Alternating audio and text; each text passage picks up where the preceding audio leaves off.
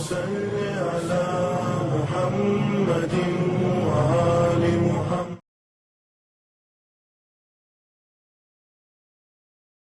بسم اللہ الرحمن الرحیم. الحمدللہ رب العالمین. الصلاۃ والسلام علی رسولہ الکریم وآلہ الطیبین الطاہرین ولعنۃ اللہ علی اعدائہم اجمعین. اما بعد. عن جابر بن عبداللہ انصاری قال لی رسول اللہ صلی اللہ علیہ وآلہ وسلم یا جابر یوشک ان تبقى حتی تلقی ولدا لی من الحسین علیہ الصلاۃ والسلام یقال له محمد یبقر علم النبیین بقرا فاذا لقیتہ فقرہ السلام منی.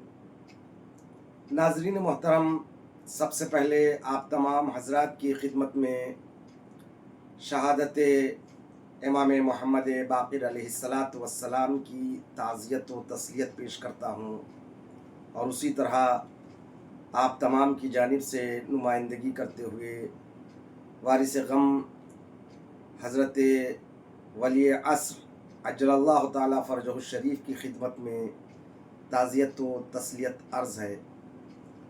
میں نے جس حدیث رسول کو آج کی مختصر گفتگو کے لیے عنوان قرار دیا، اس کے ناقل جابر بن عبداللہ انصاری ہے.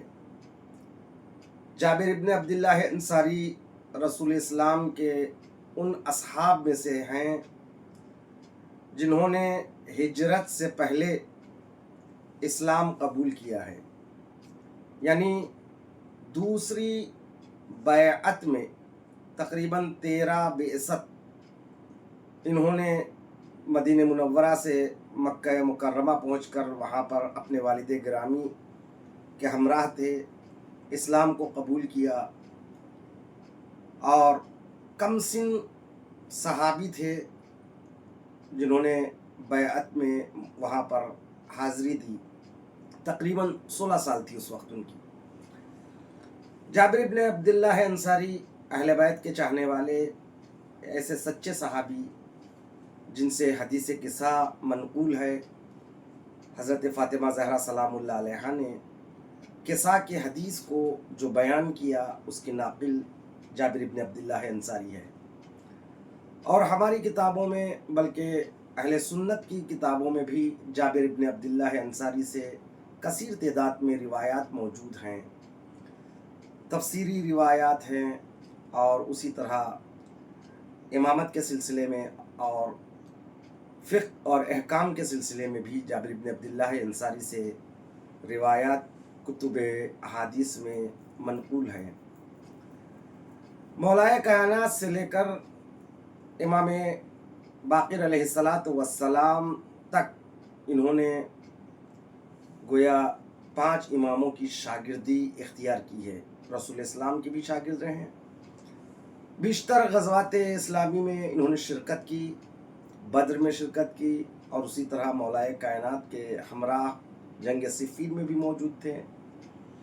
عظیم صحابی یہ فرماتے ہیں کہ رسول اسلام نے مجھ سے فرمایا، اے جابر، یقیناً تم اس وقت تک باقی رہو گے، زندہ رہو گے، جب تک تمہاری ملاقات میرے فرزند جو نسل امام حسین علیہ السلام سے ہوں گے ان سے ملاقات نہ ہو جائے.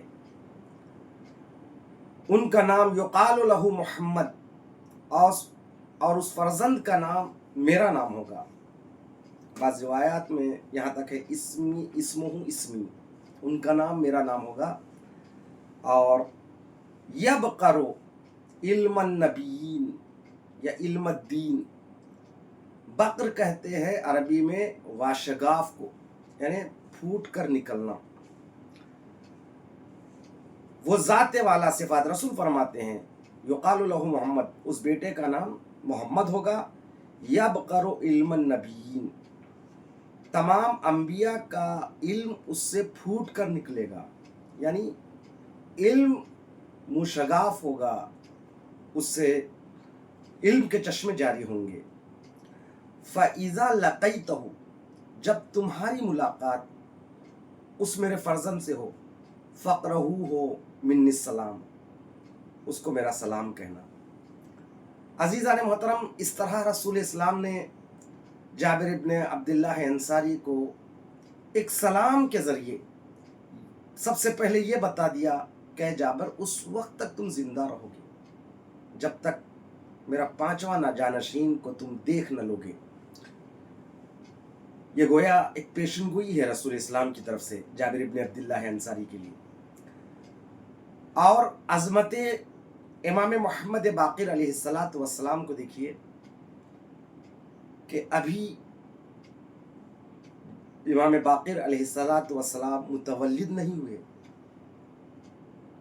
उसी वक्त ये फरमाया कि मेरा सलाम उस मेरे नाम वाले फर्जंद तक पहुंचा देना। यहाँ पर रुक कर मैं कहूँ, अज़मत मोहम्मद मुस्तफ़ा सल्लल्लाहु अलैहि वसल्लम ये है कि जब मेराज पर आप तशरीफ़ ले गए अर्श खुदा पर, तो अरवाह अंबिया ने आपका इस्तक़बाल किया। जनाब आदम, जनाब नूह, जनाब इब्राहीम, जनाब मूसा, जनाब ईसा, तमाम अंबिया ने जिसको सलाम किया, उस ज़ाते वाला सिफ़ात को मोहम्मद कहते हैं। और मोहम्मद मुस्तफ़ा सल्लल्लाहु अलैहि वसल्लम ने जाबिर इब्न अब्दुल्लाह के ज़रिए जिस तक सलाम पहुँचाया, उसको मोहम्मद बाक़िर कहते हैं।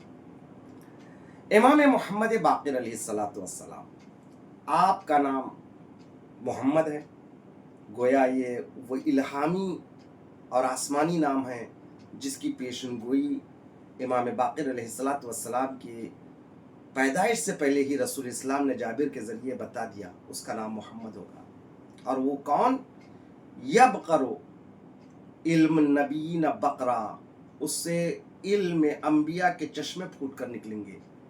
यहीं से उनका लक़ब भी मिलता है, यबक़र से बाक़िर, बाक़िर कहते हैं, मशहूर लक़ब है, शाकिर भी लक़ब है और भी अलक़ाब है, लेकिन मशहूर तरीन लक़ब बाक़िर या बाक़िर इल्म नबीयीन, बाक़िरुल उलूम, यानी उलूम के चश्मों को वाशिगाफ करने वाला, इल्म के दरिया बहाने वाला। आपकी विलादत बासआदत सन 27 हिजरी, ये कुम माह रजब मदीने मुनव्वरा के सरजमीन पर होती है। नूर इमाम बाक़िर अलैहिस्सलातु वस्सलाम से मदीना और नूरानी तर हो जाता है। सने विलादत और मुद्दत हयात दोनों की अदद एक ही है, यानी 27 साल कुल मुद्दत हयात है, 57 साल यानी 57 ईयर्स मुद्दत हयात है, और 57 हिजरी में आपकी विलादत है।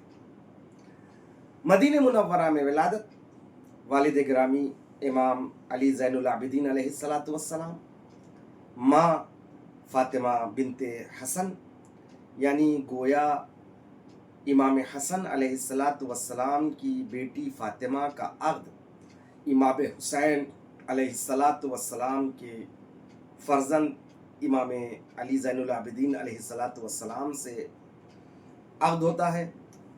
उसके नतीजे में इमाम मोहम्मद बाक़िर अलैहिस्सलातु वस्सलाम मुतवल्लिद होते हैं। इसीलिए इब्ने शहर आशूब ने इमाम बाक़िर अलैहिस्सलातु वस्सलाम के तारुफ में कहा, इमाम बाक़िर जो है हाशिमीयुन मिनल हाशिमियैन, अलवियुन मिनल अलवियैन, फ़ातिमीयुन मिनल फ़ातिमियैन, एक ऐसा अलवी है जो दो अलवियों से वजूद में आया, एक ऐसा हाशमी है जो दो हाशमियों से वजूद में आया, एक ऐसा फ़ातिमी है जो दो फ़ातिमी, जो दो नस्ल फ़ातिमी के इत्तिसाल से ये नूर वजूद में आया है।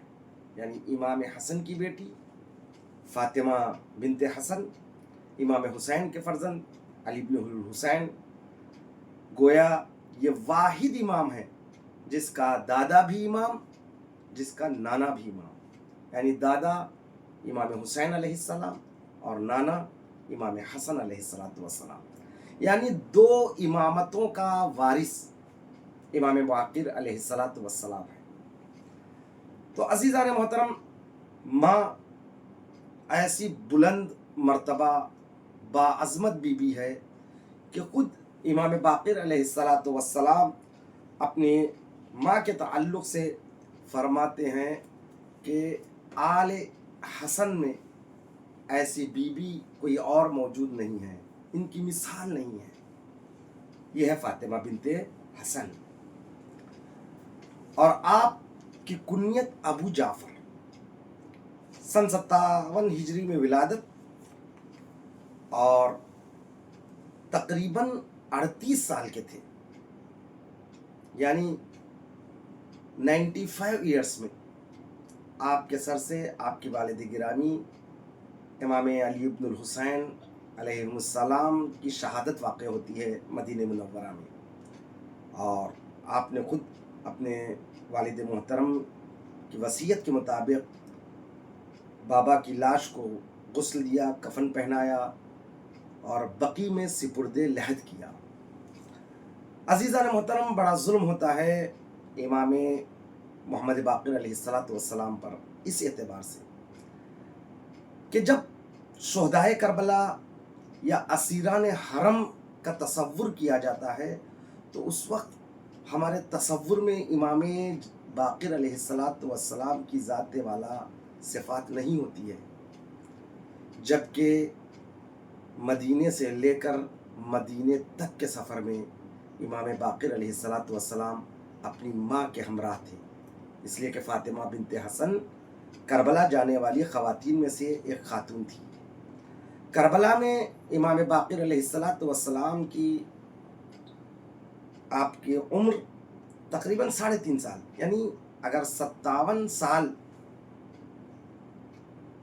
57 हिजरी में विलादत है तो 58, 59, 60 और 61 में वाक़े करबला रूनुमा होता है। तो वाक़े करबला के रूनुमाई का वक्त 3.5 साल के थे। आपने उन तमाम मुसीबतों को झेला कमसिनी में जिन्हें जनाब सकीना ने और दीगर असीरान हरम ने झेला है। फिर उसके बाद करबला से लेकर कूफा, कूफा से लेकर शाम तक तमाम अजियतों को झेला। फिर शाम के कैद खाने की मुसीबतों को भी और रंज गम को भी बर्दाश्त किया। फिर शाम से करबला, करबला से मदीना आए और अपने बाबा के साथ रहे। तबलीग आज़ादारी में आप अपने बाबा के बराबर के शरीक रहे हैं। तो बाप की शहादत के बाद 19 साल जिंदा रहे, यानी मुद्दत इमामत गोया आपकी 19 साल है। इन 19 सालों में आपने कई खुलफाए बनी उमैया के दौरे इख्तिदार को देखा और उनमें से जिन खुलफाए असर से आपका साबिक़ा पड़ा, वलीद इब्न अब्दुल मलिक मरवान का बेटा है और अब्दुल मलिक तकरीबन 21 साल खिलाफत इसने की है। जब इमाम मोहम्मद बाक़िर अलैहिस्सलाम ज़िम्मा उमूर इमामत को अपने हाथों में लेते हैं, उस वक्त अब्दुल मलिक का बेटा वलीद इब्न अब्दुल मलिक, फिर उसके बाद सलमान इब्न अब्दुल मलिक जो वलीद इब्न अब्दुल मलिक का भाई था। सलमान इब्न अब्दुल मलिक ने अपने भाई को वलीअहद बनाने के बजाय अपने चचाजाद भाई और अपने बहनवी उमर इब्न अब्दुल अजीज़ को अपने बाद खलीफा मुअय्यन किया है। और उमर इब्न अब्दुल मजीद बहुत कम मुद्दत के लिए तख्त खिलाफत पर बर्जमान था। उमर इब्न अब्दुल अजीज़ एक वाहिद खलीफा है जो दीगर खुलफाए बनी उमैया के मुकाबिल में अदालत पसंद था। इसने 3 अहम फैसले किए अपने کم مدتی دور خلافت میں بھی، ایک اس نے بیت المال کو جو کچھ اس کی زوجہ کے پاس، اس کی زوجہ گویا مروان کی عبد الملک کی بیٹی تھی، یعنی چچا زاد بہن بھی ہوتی تھی، تو جو کچھ سونا وغیرہ تھا سب بیت المال کے حوالے کر دیا۔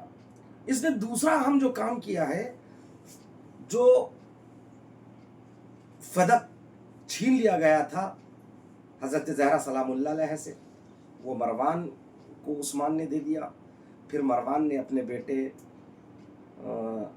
عبدالعزیز کو دیا، عبدالعزیز نے اپنے بیٹے عمر ابن عبدالعزیز کو دیا، تو عمر ابن عبدالعزیز نے اولاد فاطمیہ کو وہ واپس کر دیا تھا۔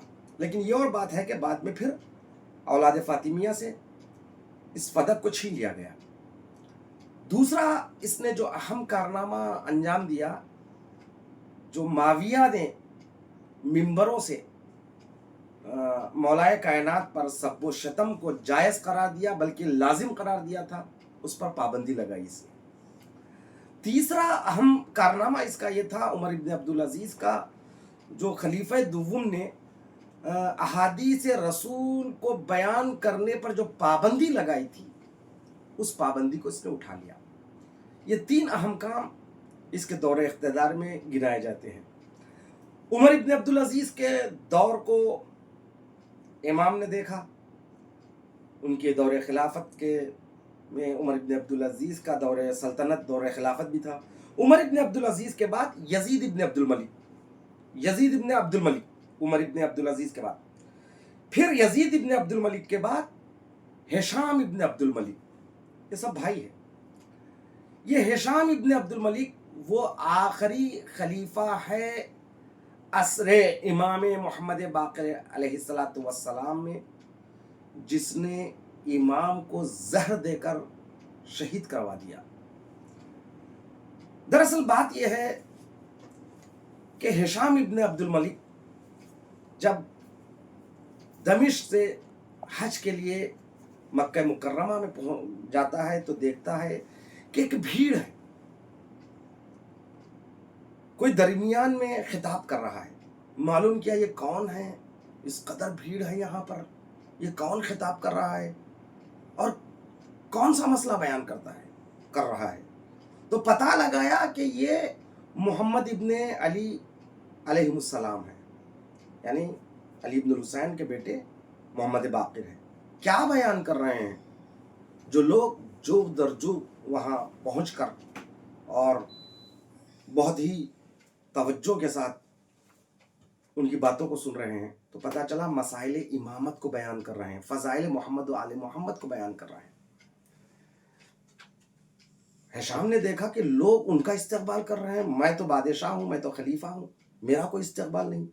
جب تک وہ مکے میں تھا امام سے اس نے ملاقات نہ کی، اور دل میں یہ ایک چبھن تھی کہ میں خلیفہ ہوتے ہوئے بھی مجھ سے زیادہ ان کا احترام ہو رہا ہے، یہ دل میں ایک خلش رہ گئی۔ جب وہ واپس غیظ کے عالم میں جب دمشق لوٹتا ہے تو فوراً حکم دیتا ہے کہ حاضر کرو مدینے سے فوراً محمد ابن علی کو۔ کہاں مدینہ کہاں دمشق، حکم حاکم ہے۔ پیغام پہنچا مدینہ منورہ، تو امام محمد باقر علیہ السلام اپنے فرزند امام جعفر صادق علیہ السلام کے ہمراہ مدینے سے دمشق آتے ہیں۔ جب دمشق پہنچے تو 3 دن تک ملاقات کی اجازت نہ دی، تاکہ اس طرح سے امام کی توہین کی جائے۔ گویا بلایا بھی ہے اور ملاقات کی اجازت 3 دن تک نہ دینا، یہ گویا وہ اپنے زعم میں سمجھ رہا تھا کہ میں امام کو ذلیل کر رہا ہوں۔ لیکن اللہ اکبر، وَتُعِزُّ مَن تَشَاءُ وَتُذِلُّ مَن تَشَاءُ، جس کو چاہے اللہ عزت دیتا ہے، جس کو چاہتا ہے پروردگار عالم ذلیل کرتا ہے۔ کسی دنیا والے کی کیا مجال ہے کہ وہ امام کو ذلیل کر سکے؟ امام عزیز ہے، تاج عزت فرق امامت پر ہمیشہ سجا رہتا ہے۔ 3 دن کے بعد ملاقات کی اجازت ملتی ہے، وہ بھی اس طرح کہ پہلے ہشام ابن عبد الملک اپنے اصحاب کو، اپنے وزیروں کو، اپنے مصاحب کو جمع کرتا ہے، مشورہ کرتا ہے کہ میں ان کو دربار میں طلب کر کے ان کو ذلیل کرنا چاہتا ہوں۔ ذلیل کرنے کا طریقہ کیا ہے؟ بڑے بڑے علماء کو طلب کیا جائے اور وہ بڑے بڑے عالم جو بھی ہوں گے اس دور کے، وہ سوال کریں گے اور امام جواب نہیں دے پائیں گے۔ علمی مباحثے میں بڑے بڑے علماء کے ذریعے امام کو ہرا دیا جائے۔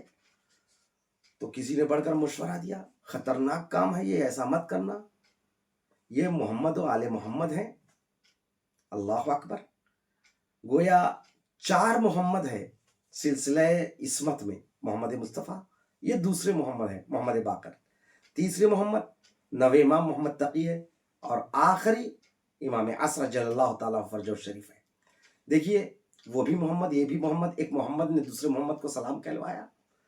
کیا مجال ہے کہ کوئی محمد مصطفیٰ کے اس جانشین کو، وہ محمد مصطفیٰ جنہوں نے اپنا تعارف یوں کروایا، انا مدینۃ العلم، میں شہر علم ہوں، اور اپنے پوتے محمد کا، نواس محبت کا یوں تعریف کیا، یقال لہ محمد یبقر علم النبیین بقرا، کہہ کر جس کا تعارف کروایا۔ کیا مجال ہے کہ کوئی علمی میدان میں امام باقر علیہ السلام کو شکست دے؟ تو کسی نے مشورہ کیا، یہ آخری ایام میں زندگی ہے امام محمد باقر علیہ السلام کی، اس لیے کہ ہشام آخری بادشاہ ہے جو عصر امامت امام باقر علیہ السلام میں آخری بادشاہ۔ تو گویا 55 سال سے زیادہ کی عمر امام کی رہی ہوگی۔ اس نے کہا امام بوڑھے ہو چکے ہیں، علمی میدان میں ان کا مقابلہ نہ کرے، پھر کیا کیا جائے؟ کہا کہ ایک تیر اندازی کا مقابلے میں ان کو ہرایا جائے اور سب مل کر ان پر ہنسے، تمسخر کریں۔ یہ بات ہشام کو پسند آ گئی۔ ہدف جو ڈاٹ ہوتا ہے وہ لگایا گیا تیر اندازی کے لیے، بڑے بڑے تیر اندازوں کو بلایا گیا، بہت دور سے تیروں کو نشانے پر چھوڑا جا رہا تھا۔ امام کو طلب کیا، جب امام داخل ہوئے تو تیر اندازی کے مقابلے ہو رہے تھے، بڑھ کر اس نے کہا کہ آئیے آپ بھی تیر اندازی میں زور آزمائی کیجیے۔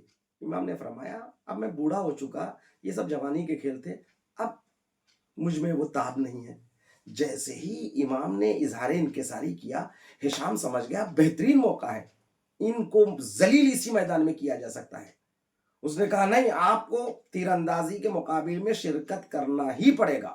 جب اصرار بڑھا تو امام نے تیر اندازی کے مقابلے میں جب شرکت کی، پہلا تیر ہدف پر، پھر دوسرا تیر اسی تیر کو چیرتا ہوا ہدف پر پہنچا، تیسرا تیر جب مولا نے چلایا تو دوسرے تیر کو چیرتے ہوئے ہدف تک پہنچا، جب چوتھے تیر کو چلایا تو تیسرے تیر کو چیرتا ہوا ہدف تک پہنچا۔ اس طرح سے 7 تیروں کو امام محمد باقر علیہ السلام نے ہدف تک پہنچایا، جن مصاحبین کو اس نے آمادہ رکھا تھا امامت کی توہین کرنے کے لیے، بے ساختہ ان کے زبانوں سے تعریفی کلمات ادا ہونے لگے۔ ہشام گھبرا گیا، میں نے ان کو کس لیے طلب کیا اور کیا ہو گیا؟ یہ ہے وَتُعِزُّ مَن تَشَاءُ وَتُذِلُّ مَن تَشَاءُ، عزت دینا اس کے ید اختیار میں ہے اور کسی کو ذلیل کرنا اس کے ید اختیار میں ہے۔ جو ذلیل کرنا چاہتا تھا پروردگار عالم نے اس کو عزیز کی، جس کو ہشام ذلیل کرنا چاہتا تھا اللہ نے اس کو عزت دی، اور جو امام کو ذلیل کرنا چاہتا تھا وہ خود ذلیل ہو گیا۔ تو بہرحال اس کے بعد قید میں رکھا، اور قید میں بھی امام نے جو تقریر کی ہے وہاں پر بھی جتنے قیدی تھے وہ امام کے عاشق بن گئے۔ جب قید سے رہا ہو کر دمشق سے نکل کر وہ اپنے وطن کی طرف جا رہے تھے تو جاسوسوں کو ساتھ کر دیا کہ دیکھو یہ کدھر جانے والے ہیں، کہیں ایسا تو نہ ہو ادھر ادھر جا کر پھر یہ اپنے دین کی ترویج نہ کریں، اپنے مناقب بیان نہ کریں، فضائل بیان نہ کریں۔ تو امام گزر رہے تھے، دیکھا راستے میں ایک بہت بڑا اجتماع ہے۔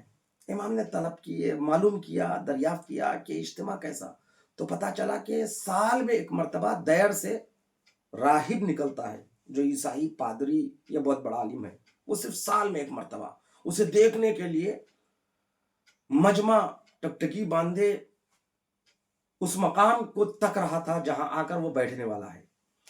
اب یہاں جاسوسوں کے ذریعے پتہ چل گیا کہ امام اس اجتماع میں اس لیے گئے ہیں، امام چاہ رہے تھے کہ یہ بہترین موقع ہے تبلیغ دین محمد کے لیے۔ وہ سامنے بیٹھ گئے اور اس پادری کو، اس راہب کو ہشام نے بتا دیا اپنے جاسوسوں کے ذریعے کہ تمہارے اجتماع میں ایک نواس رسول ہے جو اپنے دین کا عالم ہے، اس کو تم ذلیل کرنا۔ دیکھیے، خود ہشام دین محمد کو بظاہر ماننے والا ہے، لیکن اہل بیت کی دشمنی اس کو دین کی دشمنی پر یوں آمادہ کر دیا، وہ دین کو بھی ذلیل کرنا چاہ رہا ہے۔ بہرصورت جب راہب اپنے مقام پر، اپنی جگہ پر آ کر بیٹھا تو نظر پڑی امام محمد باقر علیہ السلام پر، تو فوراً اس نے سوال کیا راہب نے، تم ہم عیسائی امت سے ہے یا کسی اور امت سے ہو؟ تو امام نے کہا کہ میں امت مرحومہ میں سے ہوں، یعنی امت محمدی میں سے ہوں۔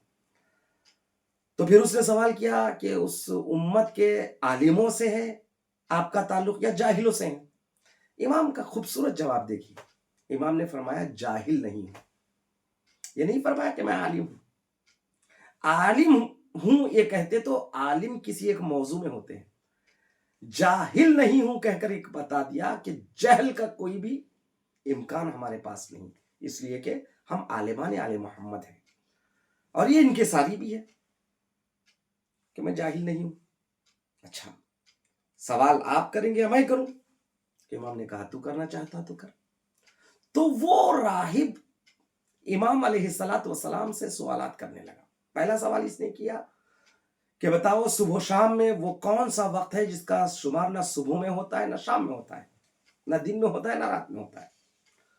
تو امام نے بے ساختہ جواب دیا، بین الطلوعین، یہ نماز فجر کا وقت ہے۔ طلوع فجر سے لے کر طلوع آفتاب کے درمیان کا یہ وقت ہے نا، اس کا شمار نہ دن میں ہوتا ہے نہ رات میں ہوتا ہے، یہ جنت کے اوقات میں سے ہے۔ رات بھر کا تڑپتا ہوا بیمار بھی، اسے بھی نیند آ جاتی، یہ جنت کے اوقات میں سے ایک وقت ہے۔ اسی لیے بہترین وقت ہے یہ، اگر کوئی پڑھنا چاہے اور اس کا ذہن پر نقش کل حجر کی طرح علم ہو جاتا ہے۔ اس لیے صبح کے وقت سونا نہیں چاہیے، اس وقت پڑھنا چاہیے، اس لیے اس وقت دعا پڑھنے اور قرآن کی تلاوت کرنے کا خاص حکم ہے۔ دوسرا سوال اس کی طرف سے آیا کہ بتاؤ اسلام کے عقیدے کے مطابق ہم نے سنا ہے کہ جنت میں جو بھی انسان کھاتا پیتا ہے وہ قضائے حاجت نہیں کرتا، بس کھا لیتا ہے پیتا ہے، جس طرح آپ یہاں پر دنیا میں کھاتے پیتے ہیں تو پھر قضائے حاجت کے لیے جاتے ہیں، ٹوائلٹ جاتے ہیں، لیکن جنت میں جتنا بھی کھائیے پیجیے مگر وہاں پر قضائے حاجت نہیں ہے، صرف کھاتے جائیں گے پیتے جائیں گے۔ کیا ایسے ممکن ہے؟ اس کی مثال کوئی دنیا میں ہے؟ تو امام نے کہا فوراً ہے، موجود ہے۔ کہا بتاؤ؟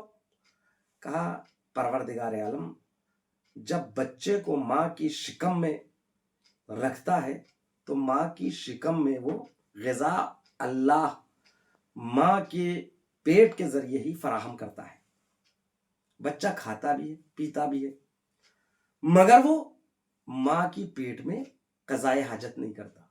جب پروردگار عالم شکم مادر میں بچے کے لیے انتظام کر سکتا ہے تو جنت میں بھی یہ انتظام ممکن ہے۔ سوال کا جواب سن کر وہ راہب ہکا بکا رہ گیا۔ اچھا تیسرا سوال بتائیے کیا ہے؟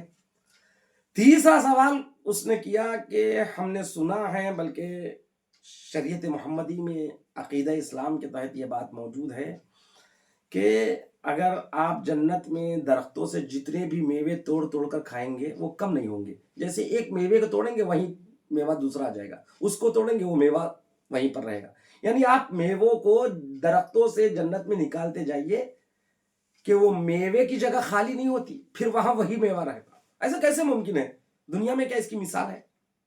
تو امام نے فرمایا اس کی مثال ہے جیسے ایک چراغ سے دوسری چراغ کو روشن کیجئے، تیسرے چراغ کو، چراغوں سے چراغ روشن کرتے جائیے، پہلے چراغ دوسرے چراغ کی لو میں کمی نہیں آتی. جس طرح چراغوں سے چراغ روشن ہوتے رہیں گے تو چراغ کی لو ختم نہیں ہوتی ہے، اسی طرح جنت میں بھی یہ ممکن ہے، اس لیے کہ جنت کے میوے نورانی میوے ہوتے ہیں. یہ جواب سن کر بھی پریشان ہو گیا. اس کے بعد ایک اور سوال، بڑا تاریخی سوال کرتا ہے. کہتا ہے کہ اخبرنی عن مولودین، آپ مجھے دو ایسے بچوں سے متعلق خبر دیجئے. وہ دو بچے ایسے ہوتے ہیں، اخبرنی عن مولودین، دو بچوں سے متعلق مجھے آپ خبر دیجئے کہ وہ دو بچے اولدا فی یوم واحد و ماتا فی یوم واحد، ایک دن میں وہ پیدا ہوتے ہیں دونوں، اور سیم ڈیٹ میں پیدا ہوتے ہیں، سیم ڈیٹ میں وہ دنیا سے جاتے ہیں. یعنی پیدائش وفات ان دو بچوں کی ایک ہی ہے، لیکن ایک کی عمر 50 سال، ایک کی عمر 100 سال. یہ کیسے ممکن ہے؟ پیدائش کے دن اور تاریخ اور سن ایک ہے، اور فوت ہونے کا دن، تاریخ اور سن ایک ہے، لیکن ایک کی عمر 50، ایک کی عمر 150. مولا نے فوراً جواب دیا، وہ کوئی اور نہیں، دو بھائی ہیں، عزیز اور عزیر. یہ دونوں بھائی ہیں. عزیر پیغمبر، یہ ایک دن میں دونوں بھائی پیدا ہوتے ہیں. عزیر پیغمبر اپنے گدھے پر سوار ہو کر ایک ایسی بستی میں جاتے ہیں جہاں پر اللہ نے عذاب نازل کیا، وہاں سب مر چکے. تو عزیر نے پروردگار عالم سے سوال کیا، یہ کب سے ممکن ہے، کب سے یہ لوگ پڑے ہوئے ہیں؟ پروردگار عالم نے اپنی حیات کے بعد موت اور موت کے بعد حیات پر قدرت کو ثابت کرنے کے لیے، ان کو بتانے کے لیے عزیر پیغمبر کو موت دے دیتا ہے. 100 سال تک عزیر پیغمبر موت کے آغوش میں رہتے ہیں، اور 100 سال کے بعد پیغمبر عزیر کے گدھے کو دوبارہ حیات عطا کرتا ہے. دیکھیے 100 سال تک عزیر اور ان کا گدھا دونوں کو پروردگار عالم ان پر موت طاری کر دیتا ہے، اور 100 سال کے بعد ان دونوں کو زندہ کرتا ہے. یہاں ذاکری کا ایک نقطہ یہ ہے، بیان کرتا چلوں، دونوں ساتھ تھے، نبی اور گدھا 100 سال تک ساتھ رہے. جب دونوں کو پروردگار عالم نے رجعت عطا کی، دنیا میں جب لوٹ آیا، تو نبی تھا، گدھا تھا. تو لاکھ رسول کے بازو میں کوئی سولے تو ان کی جنسیت اور ان کی اصالت میں کوئی فرق نہیں آ سکتا.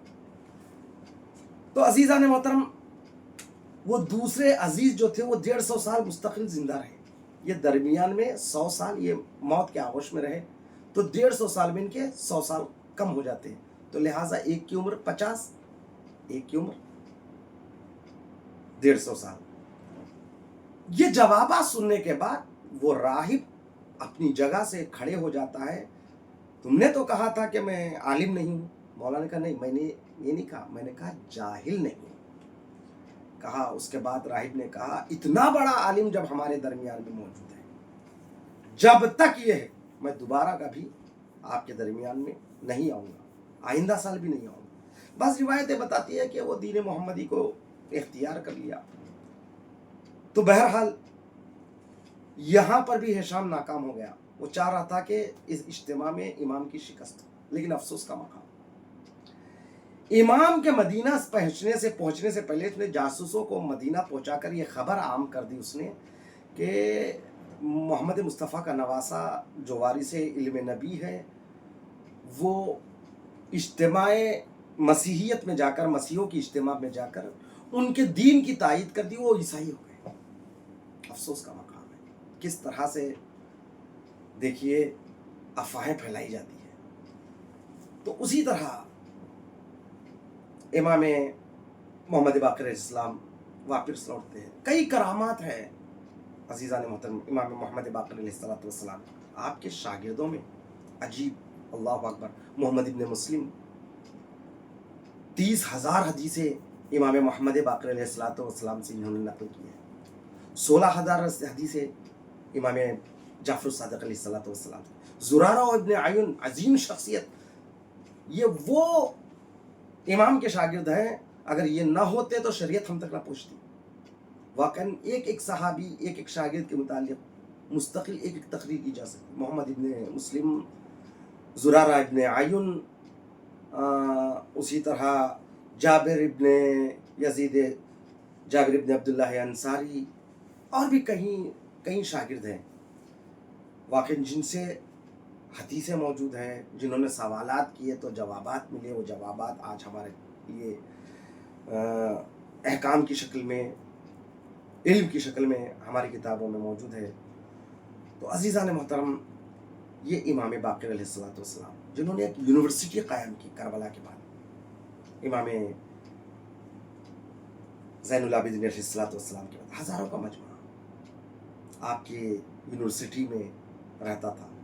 और इमाम बाक़िर अलैहिस्सलाम ने जिस यूनिवर्सिटी को कायम किया, फिर इमाम जाफ़र सादिक़ अलैहिस्सलाम ने उसी को आगे बढ़ाया। लेकिन हिशाम के दिल में वो बुग़्ज़ था, जिसकी वजह से हिशाम ने इमाम मोहम्मद बाक़िर अलैहिस्सलाम को ज़हर देकर शहीद करवा दिया। मेरा मौला 7 ज़िलहिज्जा सन 114 हिजरी मदीने मुनव्वरा में शहीद हो जाता है। इमाम मोहम्मद बाक़िर अलैहिस्सलाम के वारिस और जानशीन इमाम जाफ़र सादिक़ अलैहिस्सलाम ने आपको गुस्ल दिया, कफन पहनाया और सिपुर्द लहद किया। बकी में इमाम हसन अलैहिस्सलाम के मरक़द के बाजू में इमाम ज़ैनुल आबिदीन अलैहिस्सलाम की कब्र, इमाम ज़ैनुल आबिदीन अलैहिस्सलाम की कब्र के बगल में इमाम बाक़िर अलैहिस्सलाम की कब्र, इमाम बाक़िर अलैहिस्सलाम के बगल में बाजू में इमाम जाफ़र सादिक़ अलैहिस्सलाम की कब्र है। अल्लाह अकबर। ये वो इमाम है जो मदीने से मदीने तक तकलीफ़ें बर्दाश्त की। 3.5 साल की उम्र में करबला देखा, करबला से कूफा, कूफे से शाम, शाम से फिर करबला। आपने माँ बहनों को खुले सर बलवाया में देखा, आपने अपने बाबा के हाथों में हथकड़ियाँ, पैरों में बेड़ियाँ देखी, आपने अपने दादा यानी इमाम हुसैन अलैहिस्सलाम के सर के नोक नीचे पे देखा, माँ को बलवाया आम में खुले सर देखा। अल्लाह अकबर। अज़ियतें झेली। फिर उसके बाद अज़ादारों बड़े धूम से जब मदीने में इमाम मोहम्मद बाक़िर अलैहिस्सलाम का जनाजा उठा होगा तो इमाम की रूह काँप गई होगी। करबला का रुख करके कहा, आका ऐ जद्दे अमजद, मुझे तो दफन के लिए जगह मिल गई, मगर हाय आपका लाशा बेगोरो गफन करबला में था। मगर अज़ीज़ान मोहतरम, आज इमाम हुसैन अलैहिस्सलाम का रोज़ा मरजाए खलाइक़ है। अल्लाह अकबर। करबला के मैदान में हुसैन बादशाह का वो रोज़ा जैसे लगता है कि शहंशाह आज भी हुकूमत कर रहा है। मगर ज़रा आज भी बकी में जाइए, रोज़े वीर शहादत कोई चिराग जलाने वाला नहीं है। फिर दोबारा मैं आप तमाम हज़रात की खिदमत में ताज़ियत व तस्लियत पेश करता हूँ इमाम मोहम्मद बाक़िर अलैहिस्सलाम की शहादत के मौके पर। वस्सलाम व रहमतुल्लाहि व बरकातहू।